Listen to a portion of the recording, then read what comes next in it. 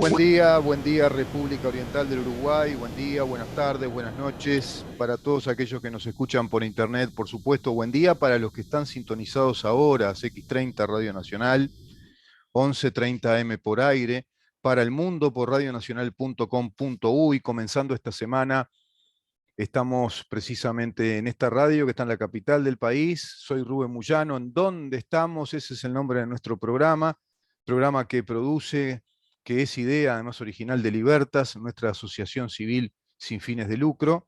Estamos por Facebook, ¿en dónde estamos? Estamos por Twitter, @en dónde estamos, por Instagram, en dónde estamos, Uru, y nuestro canal YouTube es Mirá en dónde estamos. Ahí te suscribís gratis y tenés cada una de las columnas que vamos haciendo en este programa que se van editando por separado, cada una de las columnas con nuestros columnistas. Hoy en la segunda parte de este programa vamos a tener la columna que grabamos con la escritora Mercedes Vigil, una columna muy interesante que sé que a muchísimos les impacta lo que ella dice, tiene cosas muy importantes para decirnos respecto a, bueno, a cómo se está manejando el país, cómo se distribuyen las riquezas del país, ya que está tan de moda hablar de distribución de las riquezas, en dónde se distribuyen esas riquezas, los lobbies creados que hay, la hegemonía cultural impuesta a nuestro Estado. Venimos con una editorial respecto a ese tema. Nuestro Estado de Derecho, nuestra república, nuestra democracia, y sí, se está desconfigurando porque tenemos una herencia de Estado de izquierda que parecería ser este gobierno es un gestor o un administrador de esa herencia, de esa heredad de Estado de izquierda brutalmente burocrático, hiperburocrático, que aplasta muchísimo la actividad privada. Pero por otra parte, cuando este gobierno quiere hacer las cosas bien, como, bueno, emprender un proyecto de isla artificial, y sí, la izquierda tira todo para atrás, seguramente porque no es gobierno de la izquierda, no es negocio de la izquierda, no es negocio de Carolina Cose. La Intendencia de Montevideo llega a manifestar que ese proyecto perjudica la belleza de la ciudad. También llegan a decir que desagrega a la población de la ciudad, que concentra riquezas. Bueno, los argumentos de siempre. Sabés que hay más de 300 islas artificiales en el mundo. Son un gran negocio porque además descongestionan las ciudades. Estas islas, que muchas de ellas son gigantescas, islas artificiales, son proyectos ambiciosos en los países nórdicos, también por ejemplo, en Italia, en países asiáticos. Hay, por ejemplo, en Dinamarca, 9 islas artificiales, para que te vayas haciendo una idea.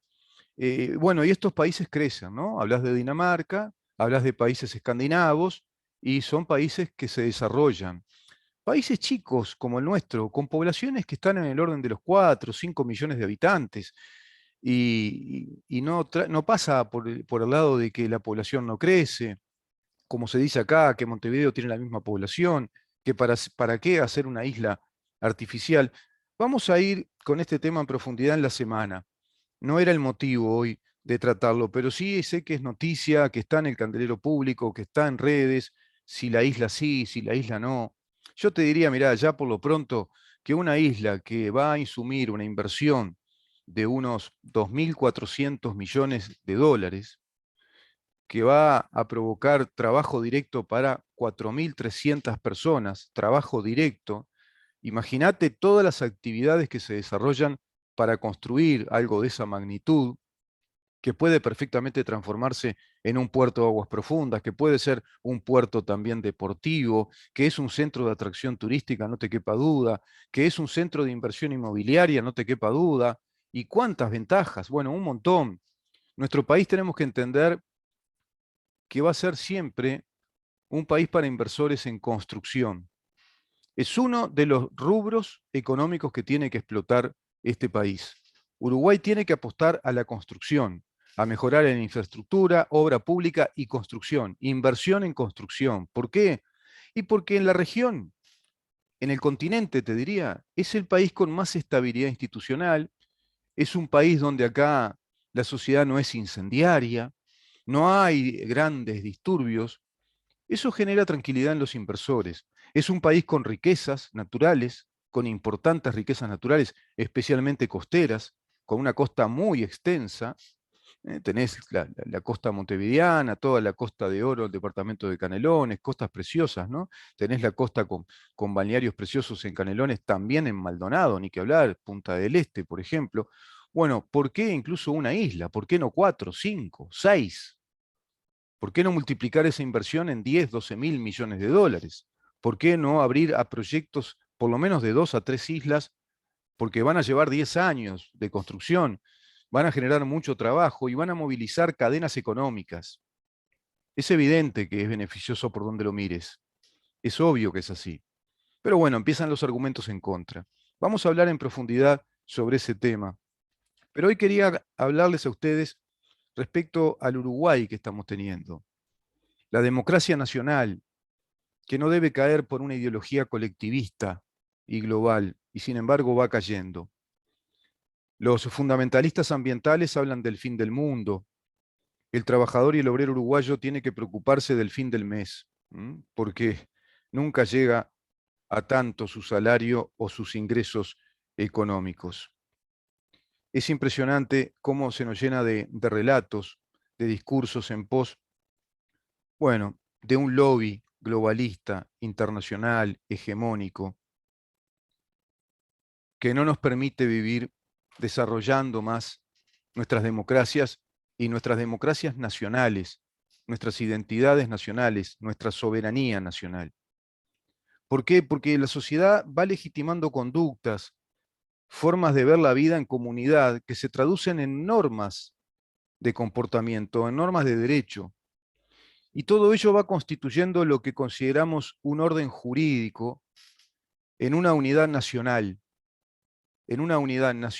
y política, el Estado, el país, nuestro país, por ejemplo. Sin embargo, más allá de cambios, más allá de matices, de reformas necesarias, reformulaciones de ciertas funciones institucionales, no puede cambiar las bases que le permiten reconocerse como tal. Si esas bases o esos principios de organización social cambiaran, estaríamos ante una revolución cultural y política en nuestros países, incluso al extremo de terminar con el paradigma de una unidad estatal republicana, cuyo orden jurídico responde al Estado de Derecho bajo el principio de legalidad y de igualdad ante la ley. Estos principios, el principio de legalidad, que también se le conoce como principio de libertades, el principio de igualdad ante la ley, están siendo desmantelados en nuestro país, en nuestro orden jurídico. Y te voy a ir explicando en algunos ejemplos por qué te digo que se está desmantelando. El principio de libertad o legalidad, que por ejemplo alude a la irretroactividad de la ley penal, es uno de los claros ejemplos cuando hablamos de principio de libertad o principio de legalidad. La irretroactividad de la ley penal inexistente, por ejemplo. Acá no se aplica. Acá se construyó, se legisló una fiscalía especializada en crímenes de lesa humanidad para los años 1969-1985. Una aberración jurídica, una ilegalidad. Te diría un jurista carece del iuris. Establece la necesidad de que la conducta castigada, dice este principio de legalidad, debe estar específicamente determinada, así como la pena correspondiente. Es decir, que el Estado de Derecho exige que la conducta que sea pasible de castigo debe estar específicamente determinada por una figura legal, por una tipificación penal, así también como la pena que le corresponde. Esto lo dice el artículo 10 de la Constitución, lo consagra expresamente. Y el artículo 12 nos dice, nadie puede ser penado ni confinado sin forma de proceso y sentencia legal. Y entonces, los procesados, los que van a prisión como medidas cautelares, por disposiciones fiscales, por convencimientos de jueces, porque el fiscal o la fiscal le dijo que había que confinarlos en una prisión cautelar, como el caso de los muchachos del Cordón, de esa supuesta violación grupal. Y entonces, militares retirados que están confinados, presos hace años, porque a un fiscal como Percivale se le ocurre, piensa que tienen que estar porque se supone o él supone que tuvieron que ver con torturas sin prueba alguna, sin cumplirse el debido proceso de la prueba, de la semiplena prueba, al menos para que sean procesados. Y una vez que se procesó a tal o cual persona, mediante el mecanismo del debido proceso con todas las garantías, se llegará a una condena si el juez se ve en el convencimiento de, bueno, dictar esa condena, esa sentencia condenatoria que lo penaliza por un delito determinado, pero sobre la base de la prueba. Todo eso está siendo violado en nuestro Poder Judicial. El artículo 14 admite el derecho incontestable de la propiedad privada. No podrá imponerse la pena de confiscación de bienes por razones de carácter político. Principio claro que establece lo inviolable que es el derecho de propiedad privada. Todas las personas son iguales ante la ley, no reconociéndose otra distinción entre ellas, sino la de los talentos o las virtudes. El artículo 8 de nuestra Constitución, que es el que expresamente consigna y prescribe el principio de igualdad ante la ley. Como lo supo exponer el doctor Martín Rizo Ferrán, el derecho a la igualdad protege a todos los individuos frente a todo trato discriminatorio o arbitrario del que pudieran ser objeto en el ámbito de los restantes derechos y libertades. Al mismo tiempo, el gran Jiménez de Aréchaga habló del derecho a la igualdad sin perjuicio de destacar que además de dicho carácter, la igualdad constituía un principio general del derecho. Eso decía el gran Jiménez de Aréchaga. No solo tenemos una disposición de derecho constitucional positivo vigente, principio de igualdad ante la ley, sino que además es un principio general del derecho que informa desde las ciencias jurídicas, un principio jurídico que informa como para que sepamos si estamos construyendo un Estado de Derecho o no, o meramente una legalidad determinada, un orden legal. Podemos afirmar que asistimos a un proceso de constitucionalización de todo el ordenamiento jurídico si vemos que estos principios se cumplen. La legalidad se ata necesariamente al principio de igualdad ante la ley, dándole redondez, dándole completitud, porque precisamente la legalidad es un principio que se vincula al otro que nos da la garantía de que esa legalidad es ecuánime, es equitativa, es por igual para todos, principio de igualdad. El mismo Estado de Derecho se registra en constituciones incluso de monarquías republicanas, como en España o Inglaterra. Esta redondez se rompió hace unos cuantos años desde que nació el nuevo Código de Proceso Penal en nuestro país. Se rompió ya hace unos cuantos años desde que se ha creado el sistema de justicia fiscal acusatoria, derogando el sistema inquisitivo con el juez de garantías de acuerdo a nuestro debido proceso. También es bueno recordar lo que nos dice el artículo 9 de la Constitución. Se prohíbe la fundación de mayorazgos, ninguna autoridad de la República podrá conceder título alguno de nobleza ni honores o distinciones hereditarias. Y entonces, las pensiones para los familiares de los desaparecidos, que son heredables, pensiones vitalicias, hereditarias. Si de pronto al revisar nuestra legislación descubrimos que se ha institucionalizado en nuestro país un conjunto de actividades con sus correspondientes derechos, funciones, institucionalidades, responsabilidades de sus funcionarios, responsabilidades del Estado, que no están bajo estos preceptos de la igualdad, del principio de igualdad ante la ley y de la legalidad, de todas maneras van creando un funcionamiento del Estado, van creando derechos adquiridos, no solo en quienes son, digamos que, receptores de esos derechos, destinatarios, sino también de todos los funcionarios destinados a la tarea de administrar esas funciones del Estado que transfiere recursos monetarios para esos beneficiarios. Por ejemplo, políticas de género, por ejemplo, legislación sobre cuotas en el país, ideas estrafalarias de una ideología que atraviesa todos los países del mundo prácticamente, una ideología de izquierda globalista, la perspectiva de género. ¿Qué es la perspectiva de género? Es una herramienta teórica y una metodología que permite el reconocimiento y el análisis de las relaciones sociales y de poder, bueno, suscitarlas en el entendido de que las personas deben ser protegidas en sus condiciones sexuales y de género.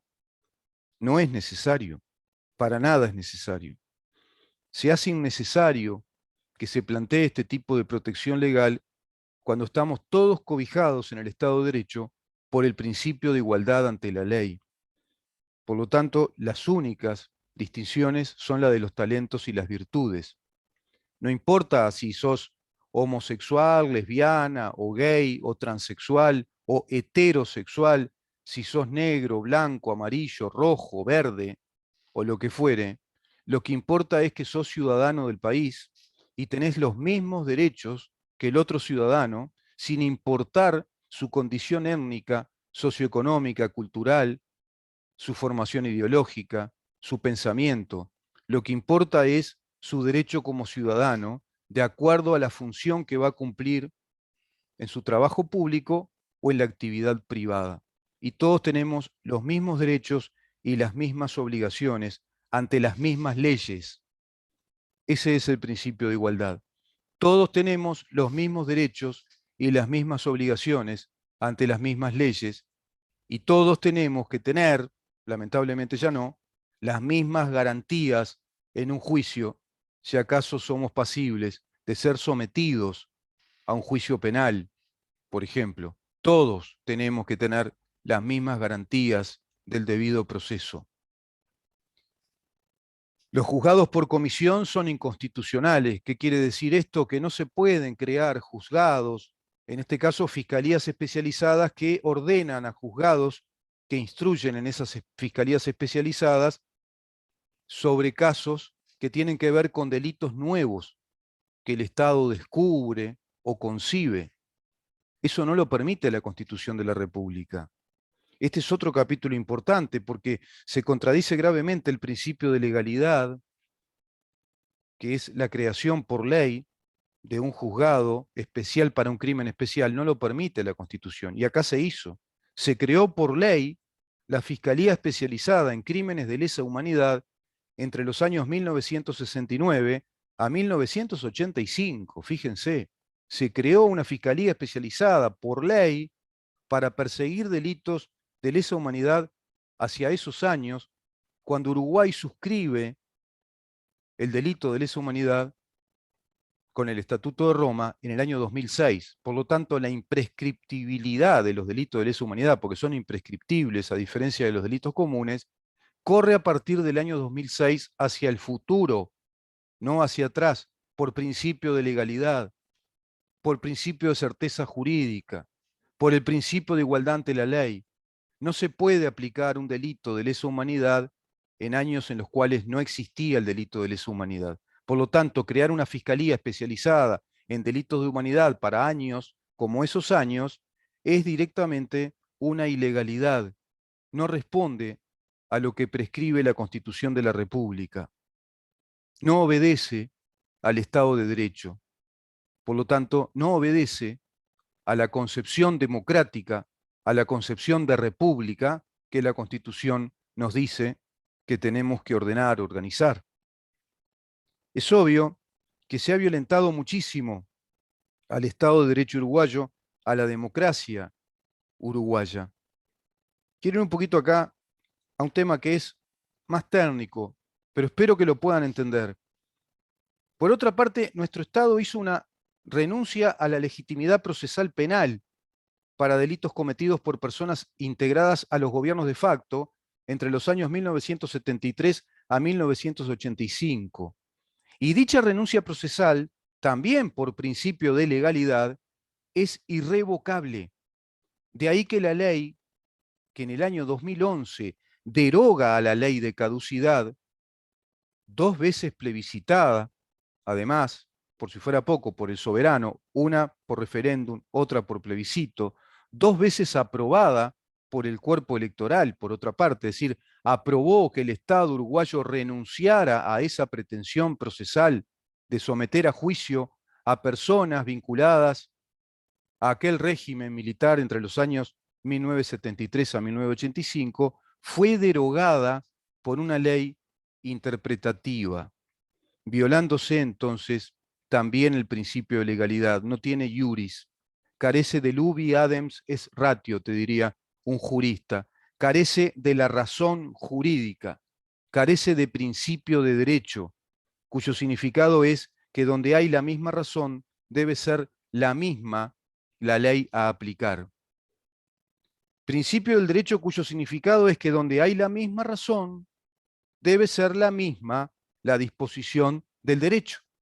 Y ya la misma razón es precisamente que el Estado uruguayo, al renunciar a una pretensión procesal, cayó irrevocablemente.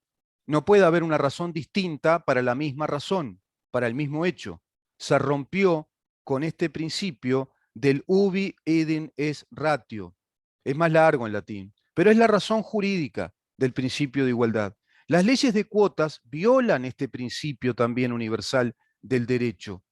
Y así seguimos viendo que todas estas cosas, las leyes de cuotas, las fiscalías de género, por ejemplo, las políticas de género que estuve revisando en el presupuesto nacional de acuerdo a la última rendición de cuenta, está ubicada dentro del MIDES en el 9,3% del presupuesto nacional, 9,3%. Ese presupuesto, además, en políticas de género, se va solapando en presupuestos de otras áreas del Estado o en otros incisos, pero el inciso, por ejemplo, Defensa Nacional, ¿saben cuánto tiene de presupuesto? 1,3. Perdón, 2,3. 2,3%. Y vivienda, 1,3. En cambio, políticas de género, 9,3%. Y te repito, se va solapando en otros presupuestos, en otros incisos de otras áreas del Estado. Es impresionante cuando uno ve que hay gobiernos, diría la gente de Vox en España, que son derechitas, que vienen a cambiar algún punto y coma porque son gestores de un Estado legislado que pervierte, que desconoce nuestra tradición democrática, republicana, nuestra soberanía nacional, la desconoce abiertamente, gobiernos de izquierda como el del Frente Amplio, que durante 15 años, desconociendo nuestra Constitución, legisló a su manera, construyendo paulatinamente una sociedad de izquierda, una sociedad marxista, un Estado cada vez más marxista que tiene su legalidad, pero que no responde al principio de legalidad, que tiene sus leyes, pero que no responde a los principios jurídicos de un Estado de derecho republicano. Ese es el problema. Y nos van desconfigurando la realidad nacional con presupuestos que se destinan a determinados temas y se deja de presupuestar en serio para otros temas que son de vital importancia para el país. Por eso se habla de una batalla cultural. Y la batalla cultural que se emprende de pronto desde un medio de prensa, desde pensadores, desde movimientos sociales, también se debe emprender desde movimientos políticos. Es evidente que hay mucho para seguir hablando respecto a esto, pero vamos a ir a una pausa y vamos a escuchar a Mercedes Vigil, porque tiene muchas cosas para decirnos también. Yo les digo a todos ustedes que nos reencontramos mañana a partir de las 10 de la mañana. Quedan con esa grabación que es muy interesante escuchar. Mañana a partir de las 10 de la mañana volvemos a preguntarnos en dónde estamos. Chao.